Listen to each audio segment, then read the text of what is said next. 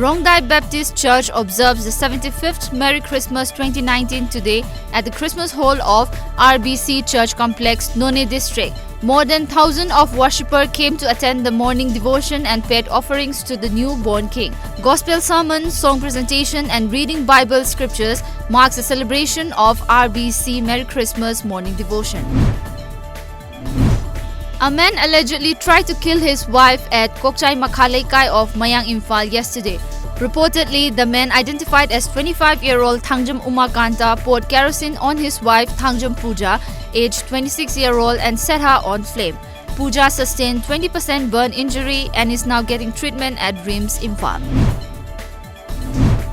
20-year-old KS Marungin of Laibi Village, Technopal District was released from Myanmar prison yesterday. To be mentioned, he was arrested by Myanmar police from the Indo-Myanmar border on July 2nd on account of holding an expired tourist pass, following which he was put behind bars in Myanmar prison. In connection to National Consumers Day 2019, Hyderabad-based non-profit group Advocates for Social Responsibility and Awareness conferred Seva Puruskar Award to international model and activist Mayang Langbam Daina during a function held at Constituency Club of India, New Delhi yesterday. The Consumers Legal Protection Forum Assam, in association with Consumer Voice New Delhi, organized a day-long program in Guwahati. It was organized to create awareness among the common consumers about their rights and laws on the National Consumer Day.